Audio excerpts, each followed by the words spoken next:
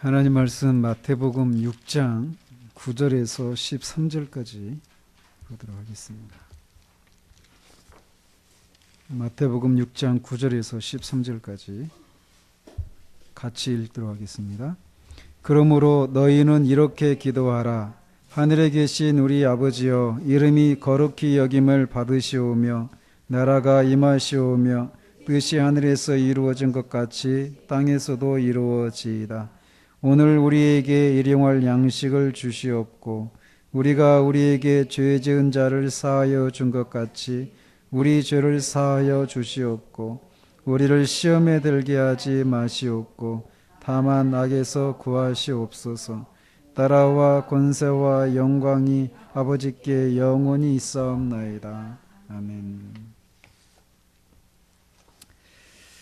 지난주 2주 동안 98문답을 통해서 은혜 방편인 기도에 대해서 살펴보았습니다. 오늘은 기도의 전형이라고 할 수 있는 주기도문에 대해서 살펴보도록 합니다. 99문답, 100문답을 통해서. 오늘은 서론적인 부분에 해당이 됩니다. 문답 보시면 99문에 하나님께서 우리에게 기도의 지침으로 주신 것은 무엇인가? 라고 묻고 하나님의 말씀 전체가 우리에 대한 기도의 지침이다. 그러나 특수한 기도의 지침은 그리스도께서 그의 제자들에게 가르치셨던 기도의 형태인 이른바 주기도문이다 라고 답을 합니다. 그래서 문답에서 말하고 있는 것처럼 우리가 무엇을 기도하고 또 어떻게 기도해야 되는지에 대해서 우리가 고민한다면 하나님의 말씀을 참조하면 됩니다. 하나님의 말씀에는 지난번에 잠시 살폈지만 인간의 출생부터 죽음에 이르기까지 겪게 되는 그 모든 일들에 대한 그런 기도의 사례들이 있고 또 그런 상황에서 어떤 표현을 하는지에 대해서 나와 있다라는 거예요. 그래서 어떻게 기도해야 되는가 이렇게 묻는다면 하나님 말씀 보면 어떻게 기도해야 되는지 우리에게 나와 있다 이렇게 말할 수 있다라는 것이죠. 근데 그럼에도 불구하고 우리가 들어야 할 기도에 대한 특수한 가르침이 있다라는 겁니다.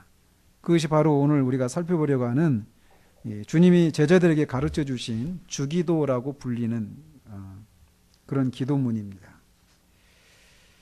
이 기도문은 우리가 읽은 것처럼 그러므로 너희는 이렇게 기도하라 라고 시작을 하고 있습니다. 그래서 그러므로라고 하는 이게 인과 접속사라고 하잖아요. 앞에 내용과 뒤에 내용이 서로 인과관계에 있다라는 거예요. 그래서 이 기도문 앞에서 주님이 하신 말씀과 관련해서 논리적인 결과에 따라서 너희들은 이렇게 기도해야 된다 이렇게 말씀하시는 거란 말이죠. 그래서 앞에서 주님이 하신 그 내용들을 보면 피해야 할 그런 기도에 대해서 말씀하셨어요. 제자들한테. 즉 기도를 사람들에게 보이려고 한다든지 말을 많이 하여야 하나님이 들으신다고 생각하는 이방인들처럼 그렇게 중언부언하는 그런 기도를 하면 안 된다라고 하는 그런 내용들이었습니다.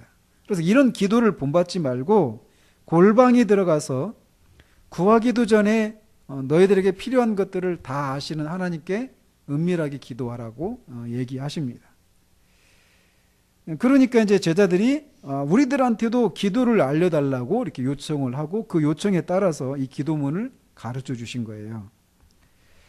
근데 이제 우리에게 한 가지 질문이 생겨나게 된다라는 것이죠. 어떤 질문이냐면 하나님은 우리가 기도하기 전에도 우리의 필요를 다 아시는 분이란 말이에요. 주님이 말씀하신 것처럼. 근데 왜 우리가 굳이 기도를 해야 되는가? 다 아시는데. 아시면 그냥 주면 되지. 왜 기도를 해야 되는가? 이런 질문이 생겨난다라는 거죠.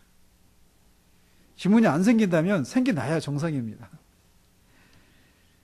하나님이 우리의 필요를 아시는 것은 하나님께서 영원전에 창조와 사람들의 구원과 또 모든 그런 사건들에 대해서 무슨 일이 일어날지를 작정하셨어요. 영혼 속에서. 그걸 영원전 작정이라고 하죠. 그래서 성경은 분명히 영원전에 하나님께서 이 창조세계 안에서 일어나는 모든 사건들이 어떻게 되어질지에 대해서 계획하셨고 그 일들이 일어나도록 모든 과정들도 계획하셨다라고 말하고 있단 말이에요. 이것은 우리에게 큰 위로를 주는 그런 측면이 있습니다. 왜냐하면 우리에게 일어나는 그 어떤 것도 하나님의 계획 밖에서, 하나님의 작정 밖에서 일어나는 일이 없기 때문에 그래요. 그 모든, 우리를 둘러싸고 일어나는 모든 일들은 하나님이 계획하신 목적을 이루도록 하는데 기여하고 있다는 거죠. 그렇기 때문에 우리는 그 어떤 일을 겪어봐야 알잖아요. 그래서 어떤 일들은 우리를 당황하게 하고 놀라게 하는 그런 일이 있을 수 있지만 하나님께는 결코 그런 일이 없다라는 거예요. 그런데 놀라운 것은 하나님이 이렇게 어떤 일들이 일어나도록 작정을 하셨는데 그 일어나도록 작정된 그 일이 우리의 자유로운 선택과 기도를 통해서 그 일들이 일어나도록 하셨다는 거예요. 이 신비를 우리는 알 수가 없습니다. 이 신비를.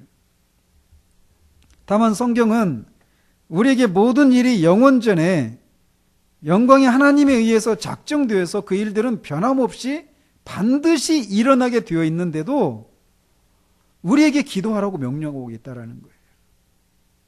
이런 거를 이제 우리가 그 소요리문답 앞에 부분에서 살피면서 하나님의 작정과 관련해서 하나님이 이 세상을 일이 되어가도록 어떤 일이 일어나도록 다 작정하셨고 계획을 세워놓으셨고 그 일들이 일어나도록 하나님이 하시는 일을 뭐라고 했죠? 섭리라고 하셨어요. 섭리라고. 섭리하는데 섭리 안에는 뭐가 있느냐면 하나님의 통치가 있고 또 뭐가 있어요? 유지하는 것이 있고 또 하나는 협력이라고 하는 것이 있어요. 협력. 하나님이 어떤 일이 일어나도록 작정하셨는데 그 일이 일어나도록 하는 데 있어서 피조물들과 협력하신다라는 거예요. 그래서 피조물인 우리들의 자유로운 선택과 기도를 통해서 하나님이 작정하신 일들이 이루어진다라는 거예요. 이것은 우리에게 신비입니다. 그러니까 이게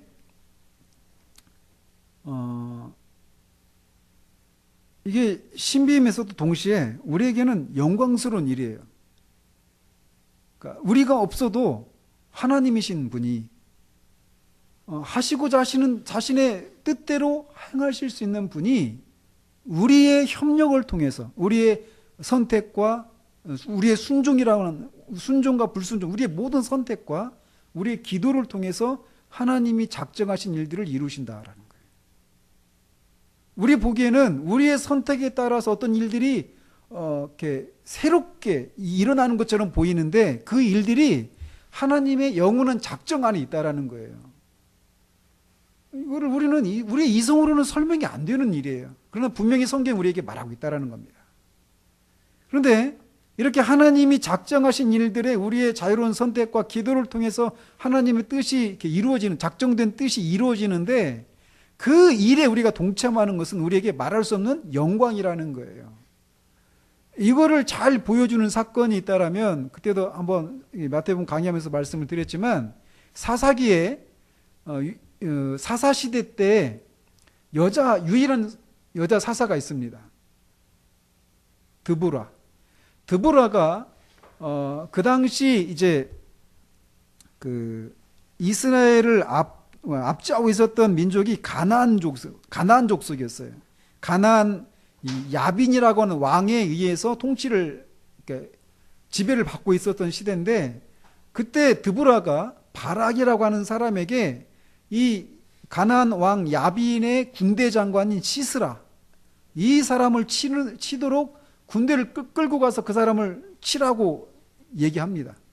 그런데 바락이 만약 드보라 당신이 나와 함께 가면 내가 가겠지만 함께 가지 않으면 안 가겠다 이렇게 얘기합니다. 그러니까 드보라가 내가 너랑 같이 가겠다. 그렇지만 네가 이 일에 있어서 네가 영광을 취하는 일은 없을 것이다 이렇게 얘기합니다.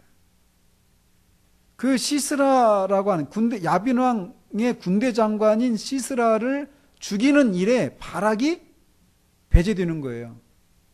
여자가 이 겐 사람 하벨의 아내 야엘이 그 시스라를 죽입니다.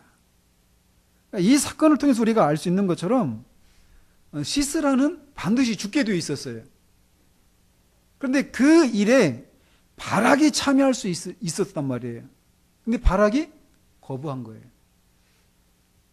누가 그 일에 동참했느냐? 겐 사람 하벨의 아내가 그 일에, 그 영광에 동참하게 되었던 거죠.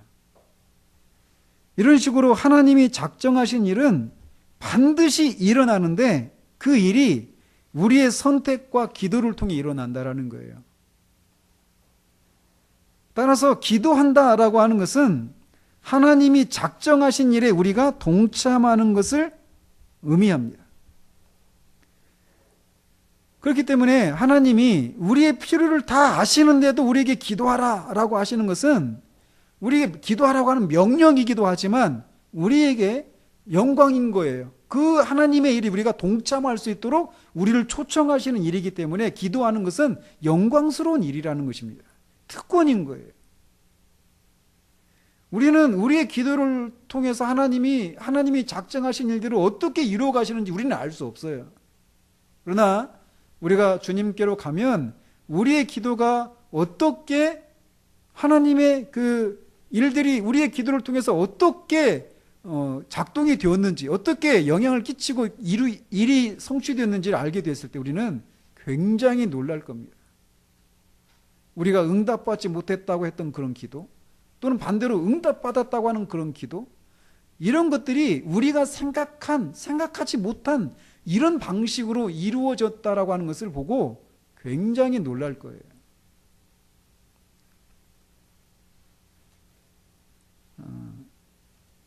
그래서 이렇게 기도하라라고 하시는 이 명령은 우리에게 의무일 뿐만 아니라 우리가 이 창조주의 일에, 이 우주의 왕이신 하나님의 일에 우리가 동참하게 되는 일이다라고 하는 면에서 말할 수 없는 특권이라는 것입니다.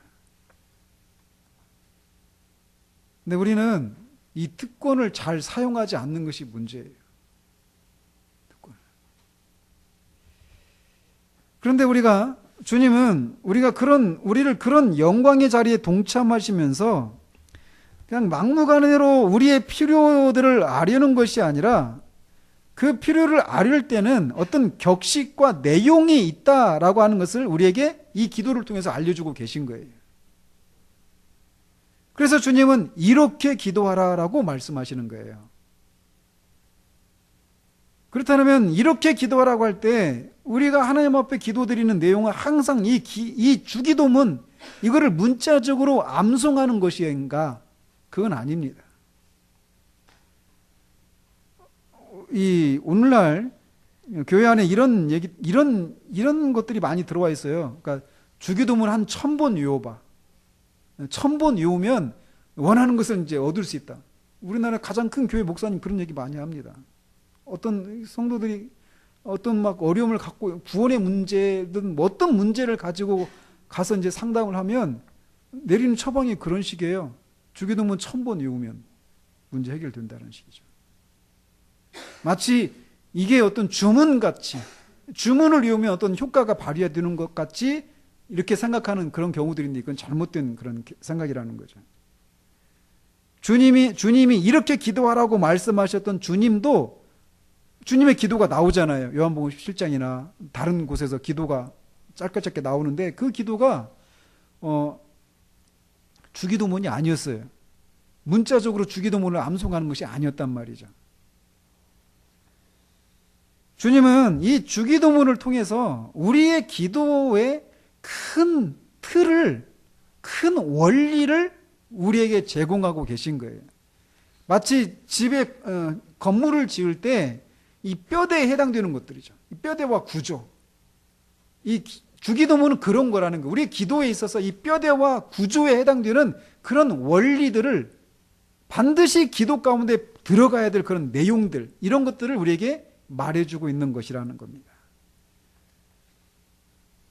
그래서 우리가 기도 가운데서 이런 주님이 제시하신 어떤 큰 원리나 또 주님이 제정하신 어떤 그런 경계선들을 넘어서지 않고 그 안에서 우리가 기도할 것을 요구하시면서 이런 말씀을 하신 거예요.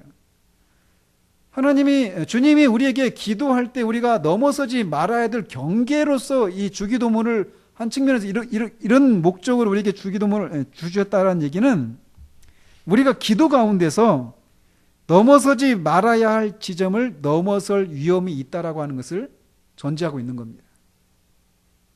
그러니까 우리가 뒤에서 살피겠지만 우리가 기도하는 분은 하늘에 계신 하나님이란 말이에요.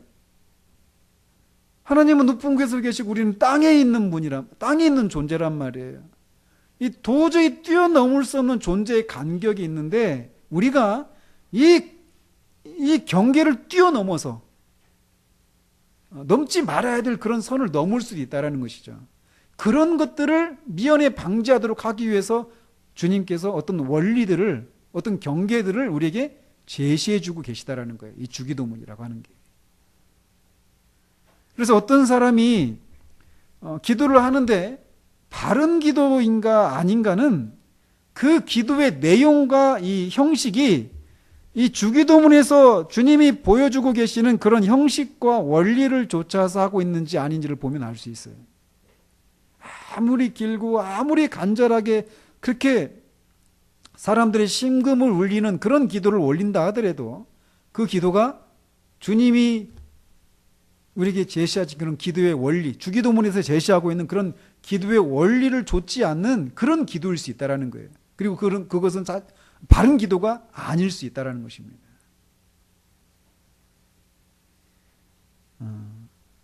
그래서 이제 주님은 그런 이유로, 그러니까 기도의 큰 틀을,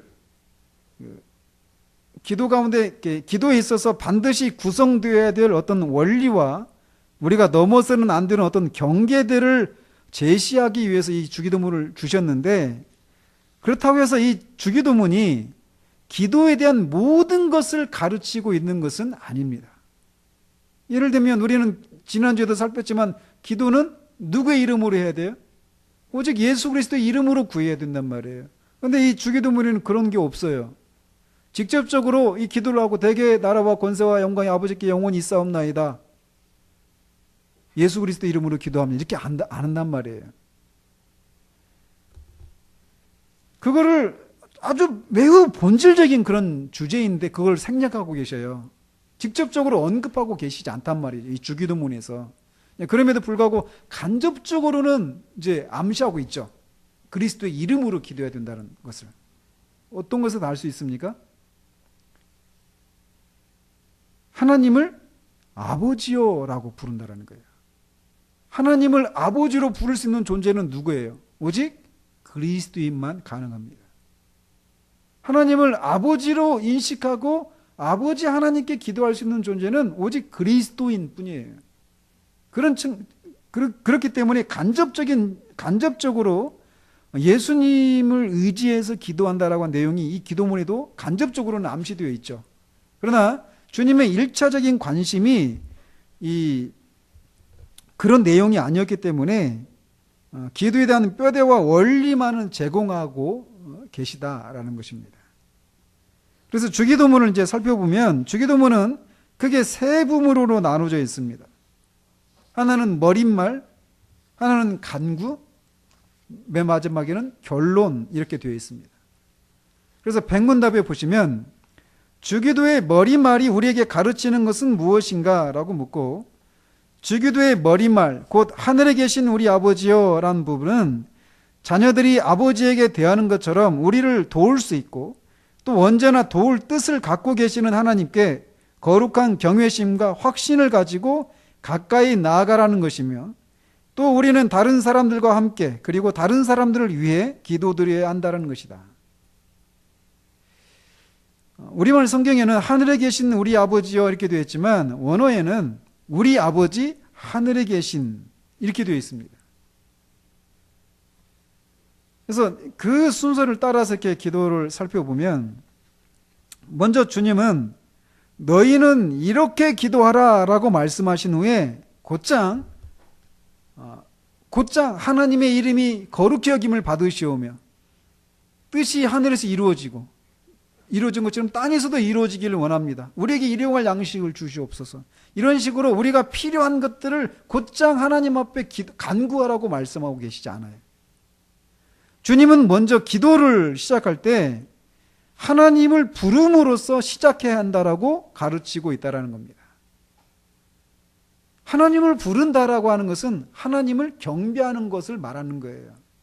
즉, 기도는 간구가 먼저가 아니라 기도를 들으시는 하나님을 향한 경배가 먼저라는 것입니다.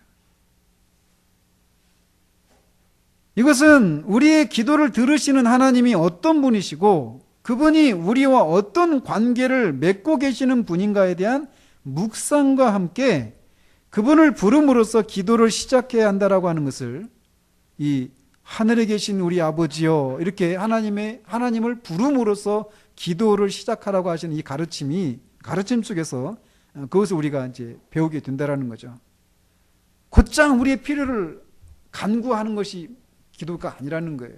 기도를 들으신 하나님에 대한 묵상, 그 묵상 가운데 하나님을 부름으로써 하나님을 경배함으로써 그 경배하면서 기도를 시작한다라는 거예요. 그리고 기도하면서 우리의 기도를 들으시는 하나님은 어떤 분이시고 그 하나님은 나와 그리스도를 통해서 어떤 관계인가에 대한 이 생각들을 하면서 기도가 시작이 되어야 된다는 것입니다. 그러면서 주님은 우리의 기도를 들으시는 하나님이 우리 아버지시라고 말씀하십니다.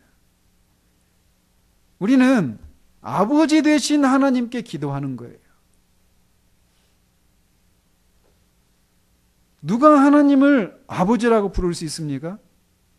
영접하는 자, 곧 그 이름을 믿는 자들에게는 하나님의 자녀가 되는 권세를 주셨으니 라고 한 말씀처럼 예수 그리스도를 자신의 구세주로 영접한 자들만 하나님의 자녀가 되고 하나님을 아버지라 부를 수 있습니다.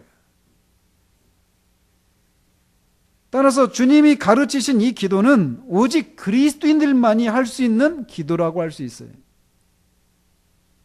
물론 말로는 얼마든지 할 수 있죠, 이 기도를. 그러나 이 실천적인 그런 내용 측면에서 이 기도가 가지고 있는 그 의미를 간직한 채 그렇게 기도할 수 있는 존재는 그리스도인 뿐이라는 겁니다.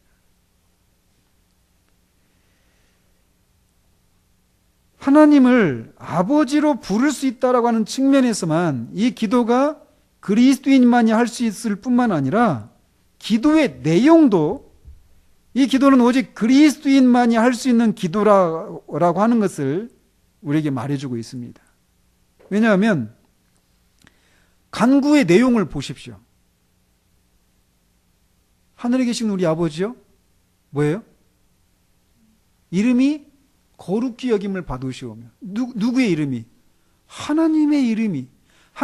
우리가 그 하나하나를 살펴갈 것인데 하나님의 이름이 거룩히 여김을 받는다는 얘기는 하나님이 하나님으로서 인정받는 거예요. 하나님이 하나님으로서 존귀의 여김을 받으시고 영광을 받으시기를 간구하는 거예요. 하나님의 영광을 추구할 수 있는 존재는 그리스도인이 아니면 안 됩니다. 그런 측면에서 이 기도는 그리스도인만이 할 수 있는 거예요. 하나님의 뜻이 하늘에서 이루어진 것처럼 땅에서도 이루어지이다. 하나님의 뜻이 이루어지이다. 우리 지성의 이름이 그 뜻이거든요. 뜻이 이루어지이다. 근데 하나님의 뜻이 이루어져서 하나님이 주권자로서 하늘과 땅의 온 우주의 온 세상의 주인으로서 모든 피조물이 그 앞에 경배하고 엎드리고 인정하는 이것이 있기를 바랍니다. 이렇게 할 수 있는 존재는 그리스도인만이 할 수 있는 거예요. 따라서 그리고 마지막 결론도 그렇죠. 왜 우리가 심지어 일용할 양식을 주옵소서. 이것도 우리 개인을 위해서 기도하는 거잖아요. 근데 왜 그것이 필요해요? 왜? 맨 마지막에 있는 거예요. 대개 나라와 권세와 영광이 아버지께 영원히 있기 때문입니다. 대개는 왜냐하면 이런 뜻이에요. 왜 우리에게 일용할 양식을 줘야 되느냐면 그렇게 해야 하나님의 나라와 권세와 영광이 아버지께 영원히 돌려지기 때문이라는 거예요.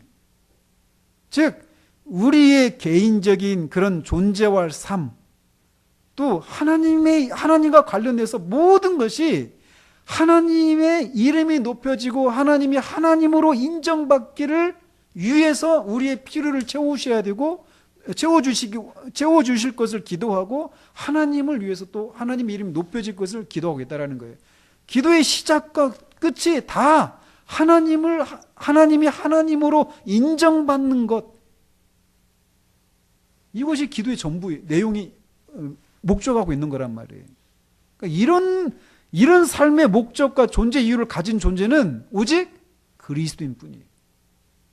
그래서 이 기도는 그리스도인만이 할 수 있는 존재입니다. 한 사람이 그리스도인인가 아닌가 여러 가지로 정의할 수 있지만 하나님의 영광과 관련해서 그의 존재 이유가 정말 어떻게 하든지 내 존재와 삶을 통해서 하나님이 하나님으로 인정되어지기를, 그것이 정말 그 사람의 삶의 이유이고 목적이라면 그는 정말 진짜 그리스도인이라고 할 수 있습니다. 주기도문은 소유리문답 제1문답을 우리에게 연상시키는 거예요. 인간의 제일 된 목적은 하나님을 영화롭게 하고 그를 영원토록 즐거워하는 거예요.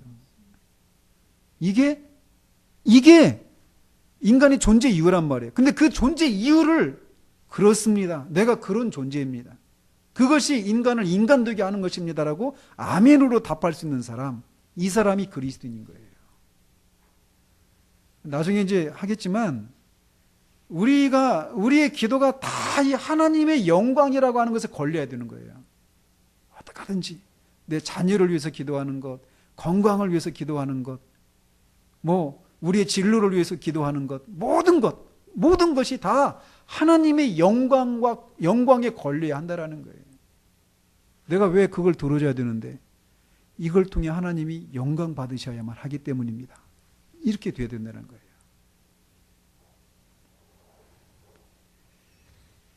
아무튼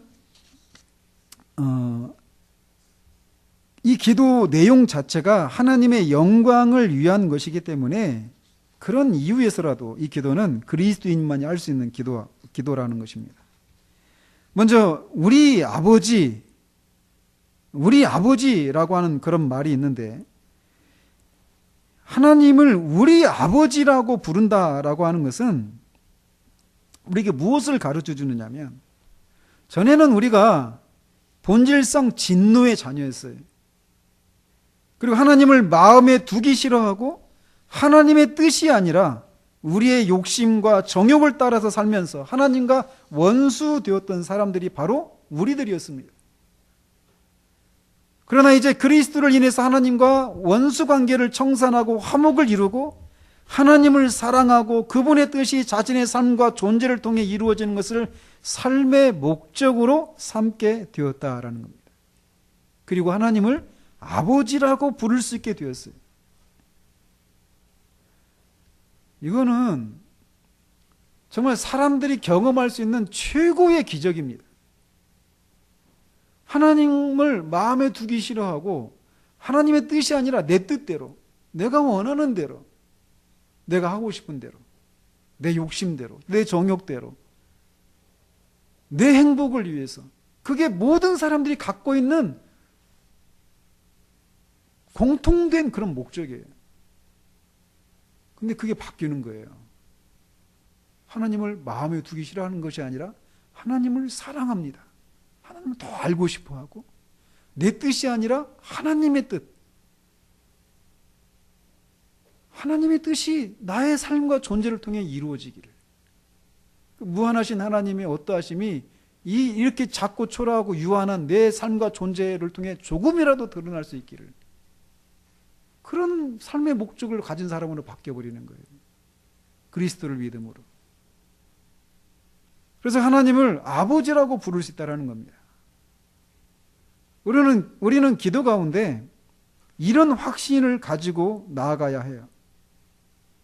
문답은 우리가 하나님을 아버지로 부른다라고 하는 사실은 이런 걸 의미한다라고 말해주고 있습니다. 즉 하나님은 우리를 능히 도우실 수 있고 또 기꺼이 도우시기 원하신다는 확신을 갖고 그에게 가까이 나아가야 한다라고 하는 것을 가르친다라는 거예요. 하나님은 우리를 능히 도우실 수 있습니다. 뿐만 아니라 기꺼이 도우시기를 원하신다라는 거예요. 우리가 기도할 때 그런 확신을 가지고 나가야 한다라는 거예요.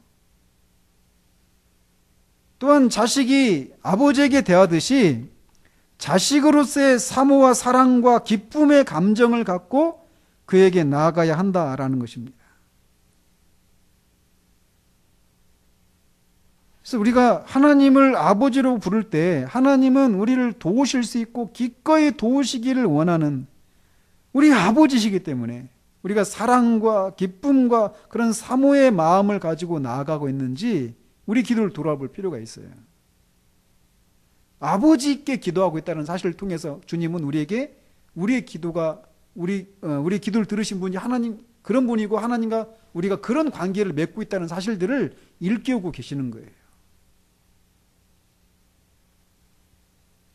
또한 나의 아버지가 아니라 우리 아버지라고 해서 하나님은 그의 모든 백성들에 대한 공통된 아버지심으로 하나님에게 다른 사람들과 함께 그리고 다른 사람들을 위해 기도해야 한다라고 하는 사실도 가르치고 있다라고 말을 합니다.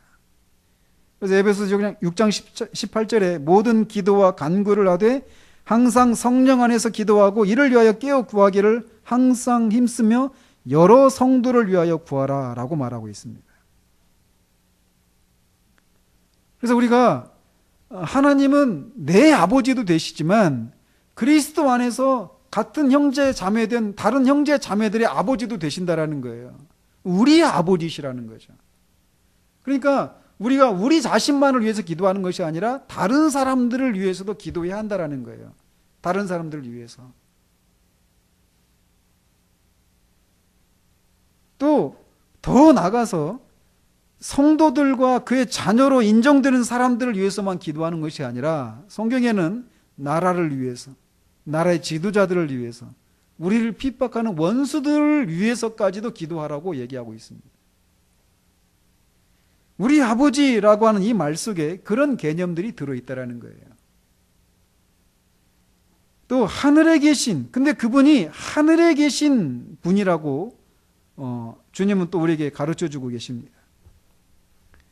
하늘에 계신이라고 하는 말은 하나님은 지상의 아버지가 아니라 하늘에 계신 우리 아버지, 멀리 떨어져 계신 초월에 계시는 지존자이시기 때문에 우리가 그분께 나아갈 때는 경외심을 가지고 하나님께 나아가야 한다라고 하는 것을 우리에게 말해주고 있습니다. 그래서 전도서 5장 2절에 너는 하나님 앞에서 함부로 입을 열지 말며 급한 마음으로 말을 내지 말라. 하나님은 하늘에 계시고 너는 땅에 있음이니라. 그런즉 마땅히 말을 적게 할 것이라 라고 말하고 있습니다.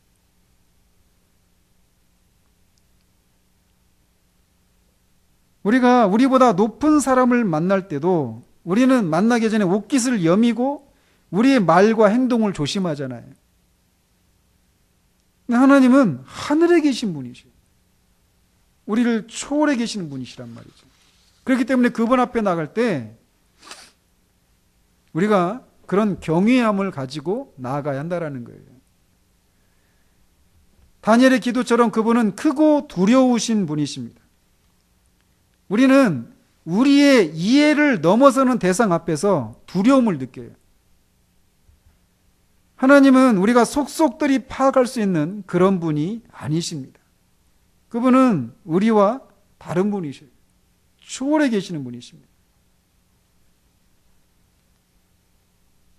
따라서 우리가 기도할 때는 하나님이 하늘에 계신 분이라는 사실들을 기억하고 경외감과 경건한 두려움을 가지고 나아가야 한다는 사실을 우리에게 말해줍니다.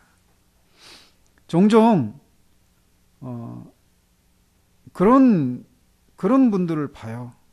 근데 저는 굉장히 이렇게 두려움으로 그런 말씀을 하는 사람들께 그런 말들을 이렇게 듣는데, 뭐냐면 이런 식으로 하는 거죠. 하나님 왜 이러십니까? 이런 거 있잖아요. 실제로 이런 있거든요. 제가 아는 분도. 그러니까 하나님을 저는 그게 친밀함과는 다른 그런 모습이라고 저는 보거든요. 종합적으로 이렇게 판단한 결과. 우리가 하나님은 우리와 다른 존재라는 사실들을 한시라도 잊으면 안 됩니다. 언젠가도 말씀드렸잖아요. 저는 다니엘이 크고 두려우신 하나님 이렇게 부르면서 기도를 시작하는데 그런 게 있어요. 크신 하나님 이렇게 부르기만 해도 제 마음에서 그런 경배의 마음이 막 일어나요. 그러면서 이제 기도가 시작되거든요. 하나님은 하늘에 계신 분이십니다. 그래서 우리가 경외하는 마음으로 경건한 두려움을 가지고 나아가야 한다는 것을 이 호칭이, 이 묘사가 우리에게 말해주고 있어요. 그러나 그럼에도 불구하고 또 동시에 하나님이 하늘에 계신다라고 하는 것은 우리에게 어떤 이 초월적인 존재 앞에 서는 그런 경건함과 두려움을 가지게 하는 그런 개념일 뿐만 아니라 정반대로 우리에게 소망과 위안을 주는 그런 개념이기도 하다라는 거예요. 하나님이 하늘에 계신 분이라는 사실이. 왜냐하면 하늘에 계신 하나님은 땅에 있는 아버지와 다르신 분이기 때문이라는 것입니다. 하늘에 계신 하나님 아버지는 땅에 있는 우리의 아버지와 다른 분이라는 거예요. 그래서 그분은 전능하신 분이십니다. 하늘에 계신 하나님은 전능하신 아버지예요. 이 땅의 아버지는 그가 아무리 자녀를 향해서 큰 사랑을 가지고 있어도 능력에 제한이 있습니다. 그러나 하늘에 계신 우리 아버지는 전능하신 분이십니다. 그분의 능력에는 제한이 없어요. 무한한 능력을 갖고 계신 분이십니다. 그렇기 때문에 우리가 기도할 수 있는 거예요. 제가 그래서 여러분 다 외우셨죠 이제. 오스왈드 챔버스 기도를 들으시는 분이 우리가 기도할 수 없기 때문에 기도하는 것이 아니라 기도할 수 있는 우리의 기도를 들으시는 분이 전능하시기 때문이더라. 이 말들을 잘 묵상해 보십시오. 하나님은 하늘에 계신 분이셔요. 그 사실은 우리를 초월해 계신 분이다라는 사실도 의미하지만 동시에 땅에 있는 우리 아버지와 다른 전능하신 분이시다라는 거 하는 것을 의미한다는 사실이에요. 기도가 단지 그냥 우리의 답답한 상황을 한번 막 시원하게 아려서 한번 우리가 한번 실컷 울고 나면 시원해지는 게 있잖아요. 그런 어떤 감정적인 카타르시스를 맛보는 그런 정도가 아니라는 거예요. 기도는 전능하신 하나님께 하는 겁니다. 또 하늘에 계신 이 하나님은 전능하실 뿐만 아니라 사랑과 긍휼에 풍성하신 분이십니다.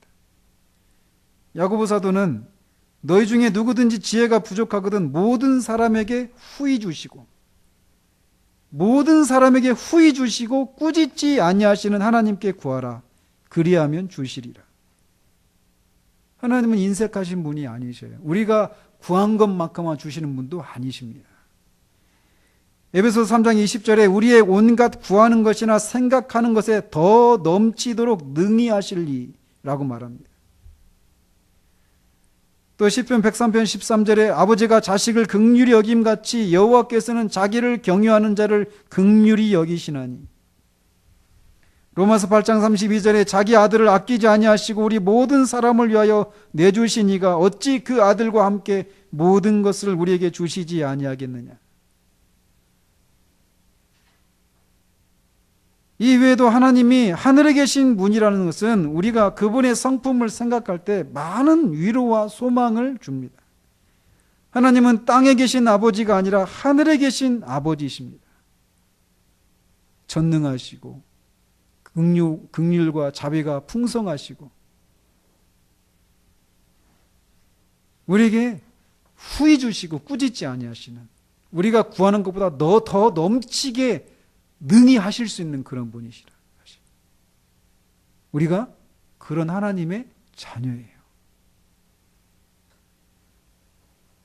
그러니까 이 사실, 그러니까 이 변하지 않는 사실이잖아요. 하나님이 이런 분이라는 사실이 변하지 않잖아요. 그리고 그리스도를 믿어서 하나님을 하나님의 자녀가 된 사람들의 그 지위도 변하지 않잖아요. 그 사실을 붙들고 기도하는 거예요. 그 사실을. 이 변하지 않는 사실을 붙들고. 하나님은 능히 후히 주시고 꾸짖지 아니하시는 분이시다라고 하시는데, 그리고 우리가 구하는 것보다 능히 더 많이 주시는 분이시고 우리를 긍휼히 여기시는 분이시라고 말씀하시는데, 왜 내 현실은 이렇습니까? 나는 그 하나님의 아버지, 자녀가 되는데, 하나님은 내 아버지가 되시는데, 왜 하나님은 내 아버지가 아니신 것처럼, 나를 긍휼히 여기지 않으시는 분처럼, 나에게 후히 주기를 원하시지 않는 분처럼, 전능한 분이 아니신 것처럼 그렇게 나를 내버려 두십니까? 그런 상한 마음으로 하나님 앞에 탄원할 수 있는 거예요. 탄원할 수 있는 근거가 무엇이에요? 말씀드린 것처럼 이 변하지 않는 이 진리 때문에 그러는 거예요. 그러니까 거듭 말씀드리죠. 인간이 된다라고 하는 것은 투쟁가가 되는 거예요. 그냥 맹목적으로 그냥 기도를 들으시든 말든 나는 어쨌든 기도했고 하면서 그냥 기도하고 끝나는 것이 아니라, 하나님이 우리에게 이렇게 계시해 주셨는데, 그리고 그리스도를 통해서 하나님과 관계를 맺은 그 사람들의 지위가 이렇다라고 성경이 말하고 있는데, 왜 나는 성경에서 그런 자유함을, 그런 걸 누렸던 그 사람들이 누리는 그 은혜와 특권들이 나한테는 상관이 없는 것처럼 보입니까? 하나님, 나는 누구입니까?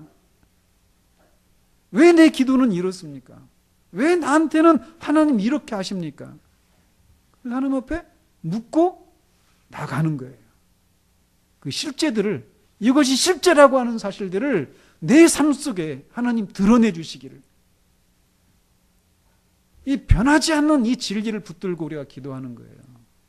거기에서 하나님이 이 진리를 믿고 있는 거잖아요. 우리가 그 믿음을 하나님이 받으시는 거예요. 그리고 응답하시는 겁니다.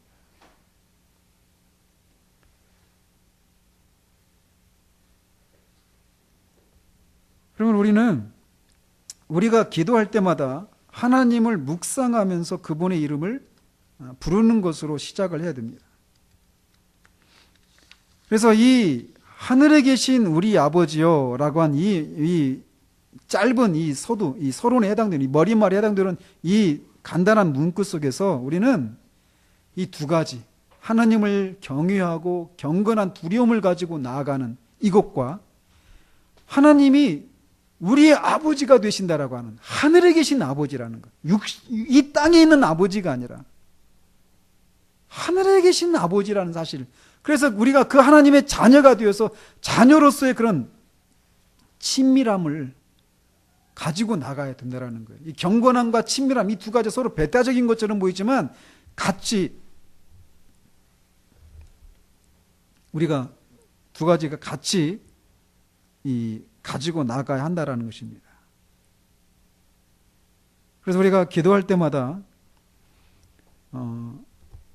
항상 우리의 기도를 들으시는 하나님이 하늘에 계신 분이시고 또 우리의 아버지이신 하늘에 계신 아버지이시다는 사실들을, 그 사실들이 무엇을 말하는지를 기억하면서 우리와 하나님 사이의 그 관계들을 다시금 이렇게 기억하고 그 관계, 흔들리지 않는, 변함이 없는 그 진리를 붙들고 우리의 간구들을 시작해 나가야 되는 거예요.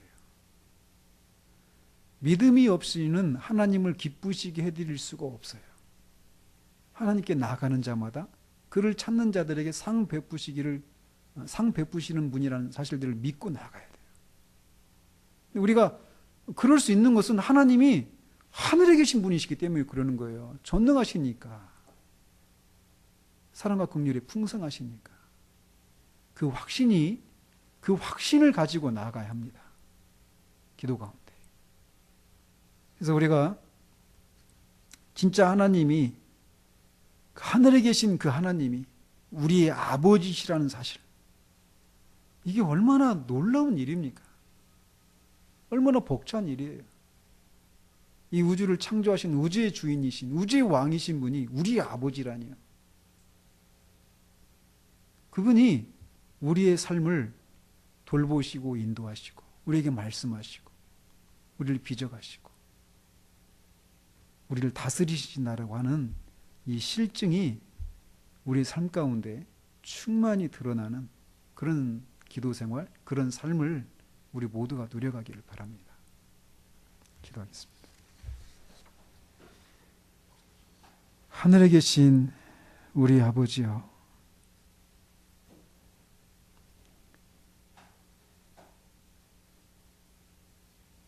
이 말씀이 의미하는 것들을 우리가 기도 가운데 깊이 묵상하고 하나님을 향한 경배의 심령으로 우리의 기도를 여는 사람들 되기를 원합니다. 그 말씀이 의미하는 것들을 우리가 깊이 묵상하는 중에 우리는 또 그 하나님 앞에 어떤 사람들인지를 다시 기억하고 확신 가운데 하나님이 이 땅에 계신 아버지가 아니라 하늘에 계신 우리 아버지이심을 인하여서 우리가 기쁨으로 확신 가운데 그렇게 주님 앞에 나아가기를 원합니다.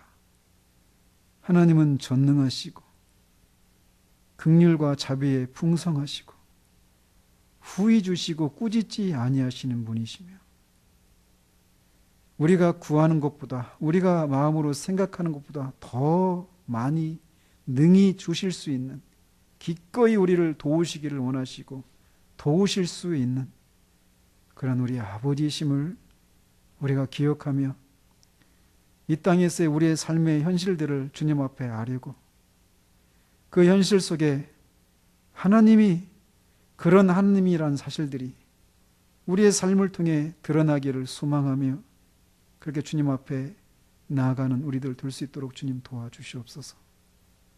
하나님, 정말 하나님이 우리에게 주시기를 원하시는 그 삶의 풍요로움들을 우리가 더욱더 알고 누리기를 사모하는 마음들을 우리 가운데 주셔서 가난한 삶에 익숙해지는 우리들 되지 않도록 주님 도와주시옵소서. 하나님, 정말 실제를 살기를 원합니다. 진짜를 살기를 원합니다.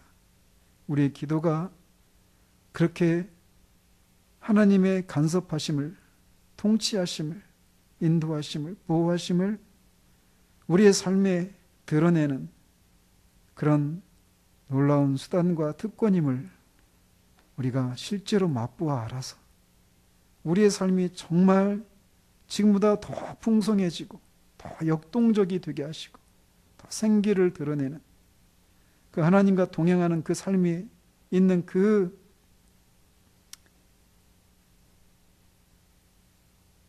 참 생기들을 더 풍성하게 드러나는 우리 모두의 삶이 될 수 있도록 주님 도와주시기를 원합니다. 그런 삶을 통해 하나님의 이름이 거룩히 여김을 받으시옵소서. 그런 삶을 통해 하나님의 뜻이 하늘에서 이루어진 것처럼 땅에서도 이루어지기를 소원합니다. 그런 삶을 통해 하나님의 나라와 권세와 영광이 아버지께 영원히 있기를 소원합니다. 그 삶으로 우리를 부르셨사오니 실제로 우리가 그 삶을 살 수 있도록 그 속에서 우리의 존재를 찾고 발견하는 우리들 될 수 있도록 주님 도와주시옵소서. 예수 그리스도 이름으로 기도합니다. 아멘.